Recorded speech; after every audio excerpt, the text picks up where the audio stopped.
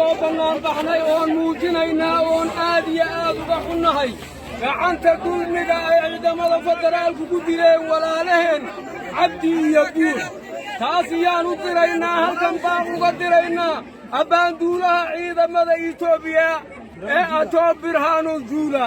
waxa aan leenahay dadkayaga waxa soo barakiciyey ciidamada federaalka ah cabdi iyo buux wax kale ma odhan waxa ay ku yidhaahdeen ciidanka federaalka ah dadkan ooraalka aad ku soo qaadeen ee degmooyinka fadhiya ooraalkii qaadoo magaalooyinkoodii ku gee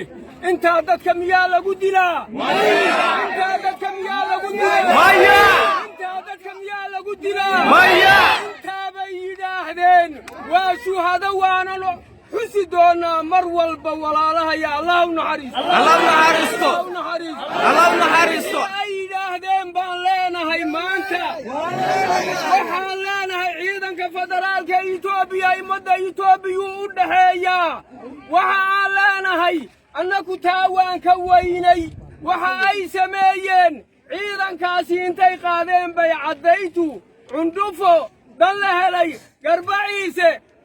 ooraalaa lagu soo qaaday dadkii deganaa kuwii kalena waxaa la soo qaaday oo waa la dejiyey dulmi intaa ka weyni miyuu jiraa maya dulmi intaa ka weyni miyuu jiraa maya dulmi intaa ka weyni miyuu jiraa maya dulmigaa baan tirsanaynaaye gacanta hadday Itoobiya cadaaladi jirto labadaa wiil dadkii dilay intoo la soo qaado halla noo xukumo halla noo abaalmariyo dadka cadaalad halla noogu helo ana noogu helo dadka cadaalad hana noogu helo ana noogu helo dadka cadaalad hana noogu helo ana noogu helo dadka barakacayowga ay ciidanka ooraalku soo qaadeen ay degmooyinka city ka buuxa ciidanka ooraaladii ha soo qaado meel aqaladoodii ha ku cesho guryahoodii ha ku cesho waxaan doonaynaa cadaalad cadaaladdu ha jirto